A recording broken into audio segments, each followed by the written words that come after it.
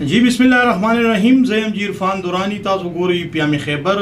ما سره نن سټوډیو کې موجوده دي د پیام خیبر سینیئر رپورټر رمضان خان هم موجود دي او بل اړخ ما سره چې د پېښور بیرو چیف پیام خیبر عبدالسید خان صاحب هم موجود دي. موجوده حالات باندې خبره اتره کوو د پیام خیبر د لارې نه. دا راته وایي رمضان صاحب چې نن چې کوم د عمران خان صاحب په کال باندې دا ریلی روانه ده اسلام آباد کې، د دې اګل ستاسو څه وینا ده؟ هغه کې خو یو دا دی چې موجوده حکومت چې کوم رکاوټونه جوړي دا خو بالکل د دوی اسحاق نشته دی. سیاست چې دی ټول خلک کوي او دغه سیاسي پارټیانې موجود دي دلته په ټول پاکستان کې تر څو پورې چې د عمران خان دی د تحریک چې کومه یعنې غونډه ده احتجاج دی دا د دو آئینی حق دی چې دوی احتجاج وکړي او خپله غوښتنه ده چې د هغه د حکومت نه وغواړي. د عمران خان د رهایي حوالې سره نن دوی راوتي دي او دا یو ډېر ښه اقدام دی د پاکستان تحریک انصاف د ټولو کارکنانو، بلکې دا د دو حقوقو کې یو بهترین خبره دا ده چې کومه د دوی مشره ده د عمران خان چې کوم کوروالا ده د هغې په کال باندې صوبایي ګورنمنټ د 24 تاریخ ورکړی او هغوی نن راوتي دي. دوی روان دي د دوی قافلې د مختلفو ښارونو نه د مختلفو اضلاعو نه د مختلفو په لارو باندې اسلام آباد ته ځي. نو ګورو چې حکومت دوی سره څه کوي او مخکې لای عمل د دوی بیا څه دی. بالکل جی ستاسو پوینټ رالو چې د بشرا بی بی په وینا باندې چې کومه دا ریلی ده دا په اسلام آباد روانه ده.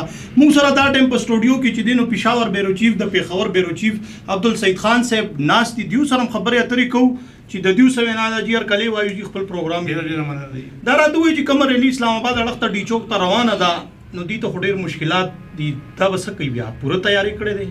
یاره څو پورې چې د پاکستان تحریک انصاف لیډرانو چې کوم وینا وه هغوی چې موږ مکمل چې کومې تیاری کړی دی او هغه پورې به موږ نه راتلو چې څو پورې موږ عمران خان نه ریا کړي. خو که بل اړخ ته تاسو وګورئ نو د عمران خان د وینا نه مخکې چې کوم دی نو حکومت خپل هار منلی دی، ځکه چې 3 ورځې مخکې هغوی ټول پاکستان چې کوم دی هغه بلاک کړی دی، سیل کړی دی. نو دا هغوی ته نه دی پکار چې بهی دوی چې کوم دی دغه شی دا یو جمهوریت ملک دی دې کې هر چا ته خپل آئیني حق دی چې هغه خپل اظهار رایو کې جلسې کولی شي په پرامن طریقې سره.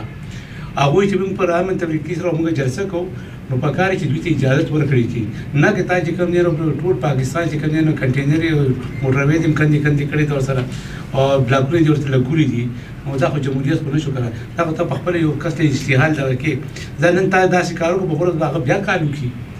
نو دې خو دا پرېږدي د هغوی خپل یو اظهار خیال دی جلسه به وکړي، یو ګنټه به وي دوه به یو ورځ به کېږي ورسره کم از کم دې سره چې کوم دی تاسو وکتل چې بهی څومره ټرانسپورټ دی هغه روزګار ختم، کم تاجران چې کوم بار چې کوم مال اتلو هغه ختم، کوم چې افغانستان ته مال تلو سره هغه ټول رکاوټ دی نو ټول هغه معیشت ورسره چې کوم دی هغه تباه شو ورسره. بالکل جی ستاسو پوینټ هم رالو سید خان صاحب دا راته وایي موږ چې یو کال اټینډ کوو زموږ لایف چلی لګیا دی دا ټایم پروګرام ماشاءالله زموږ د پیام خیبر د لارې نه زموږ نماینده چې دا شازیه مقبول دا ټایم د پېښور انټرچینج باندې موجوده ده.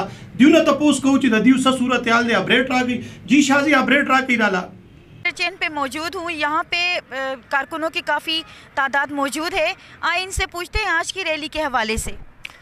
جی الحمدللہ جیسا کہ خان صاحب نے کال دی ہے اسی سلسلے میں ہم PK94 اور ایگزٹ کے نوجوان جوش و خروش سے نکلے ہوئے ہیں. ہمارا پہاڑی علاقہ ہے لیکن پھر بھی الحمدللہ سارے کارکنان پہنچ گئے اور انشاءاللہ اپنی منزل تک پہنچیں گے. اعوذ باللہ من الشیطان الرجیم بسم اللہ الرحمن الرحیم. جی جیسا کہ ہمارے مشر نے کہا کہ ہم خان صاحب کی کال پر نکلے ہیں، انشاءاللہ اب ہم تب تک واپس نہیں آئیں گے جب تک عمران خان کو رہا نہیں کرتے. اور ہماری جو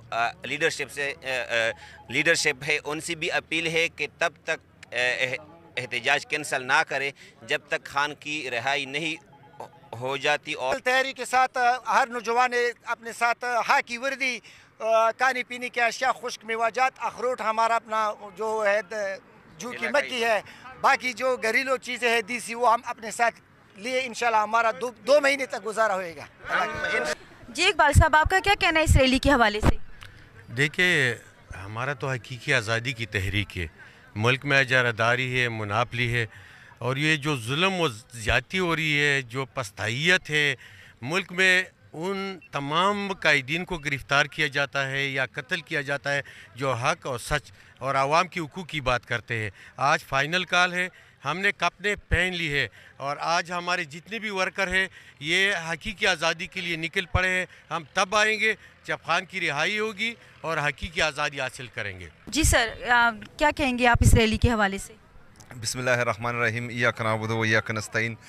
جی بالکل, ہم پوری تیاری کے ساتھ انشاءاللہ جا رہے ہیں. جس طرح ہمارے لیڈر, ہمارے قائد جناب عمران خان صاحب نے کہا ہے کہ تب تک واپس نہیں آنا جب تک جو ہیں ہمارے سارے مطالبات پورے نہیں ہوتے. تو جتنے بھی ہمارے مطالبات ہیں پاکستان تحریک انصاف کے, سب آئین اور قانون کے دائرے میں ہیں, جمہوریت کے دائرہ کار میں آتے ہیں. تو انشاءاللہ تب تک جو ہے ہم وہاں رہیں گے جب تک جو ہے ہمارے مطالبات نہیں مانے جاتے.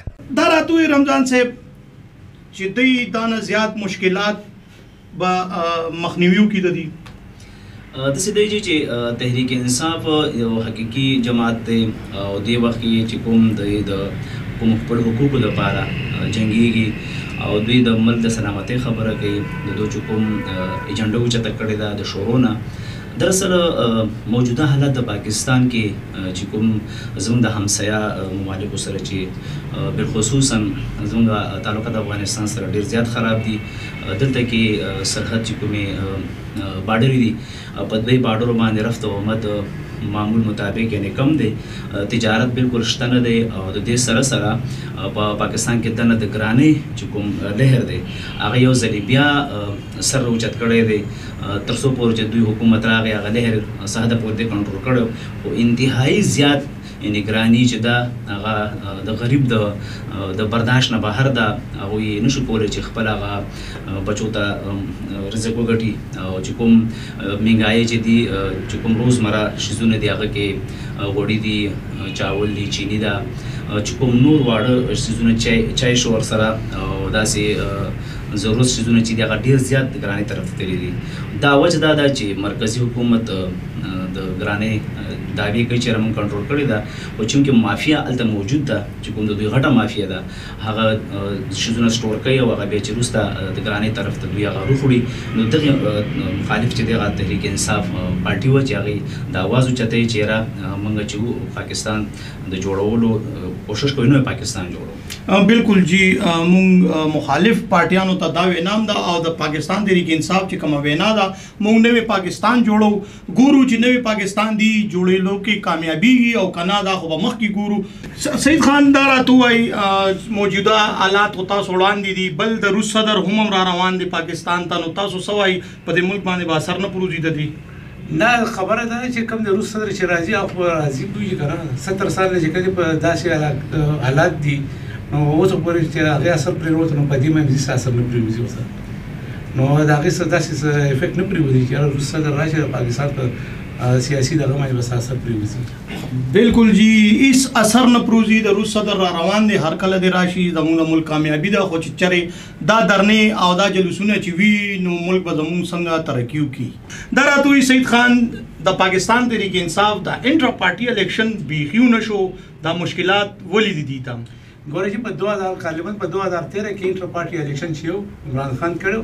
نو تاسو به کتلی چې په ټول پاکستان کې جنرال الیکشن نتیجه چې کوم نه پاغي ګرمه ګرمي وبکې او هر یو ورکر چې کوم هغه راتللی هغه خپل ووټ اچولې. خو دا هغې نه پس چې کله نه بیا هغه شان چې انټر پارټي الیکشن نه دی شوی او هغه الیکشن په چې کوم سلیکشن کېږي کله د صدر یو صدر شي بل جنرال سیکرټري کې کله جی ایس کې کله یو پاتې ولي کله بل پاتې ولي. نو همدا چې عمران خان په تکلیف کې غټه غلطي نه دا چې انټر پارټي الیکشن نه دی کړی او که انټر پارټي الیکشن یې کړی دی سره نو دی په خپل نشان باندې کړی انتخابات به هم کولې د دې به ایم ان اے ایم پی اے چې کوم هغه ټول چې کوم هغه په پاکستان تحریک انصاف باندې به الیکټډ وي. اسی سید خان دا راته وایي دا دومره خرچي چې کېږي سردار علي امین خان ګنډاپور د کې پی وزیر اعلی دی دا چې څومره روان دي قافلې او دا ګاډي کړي دي لکو کروڑو روپۍ خرچ کوي لګیا دي, نو دا خنو چې دای په معیشت باندې لګولې د خیبر پختونخوا غریبي لر کړې وي نو خنو چې دا پیسې دلته لګولې دي. خبره خو چې ډیره خو که چې دا په غریبانو باندې لګېدلې وي خو د سیاست چې کوم نه هغه خپل یو خرچه غواړي د خرچې نه بغیر چې کوم سیاست نه کیږي او هغه چې کوم دا خرچه وکړي دا سرکاري خرچه نه دا چې کوم پارټي چې کوم د لیډران دي په دوی باندې دا ډیسټریبیوټ کیږي هغه خپل کنټریبیوشن نه چې په هغه باندې پروګرامونه کیږي. بالکل جی خرچہ سیاست هم غواړي او دا پروګرامونه پکې څومره خرچه سیاسي خلک کوي لګیا دي او غریبانو ته بالکل پام نه دی خیال نه ساتي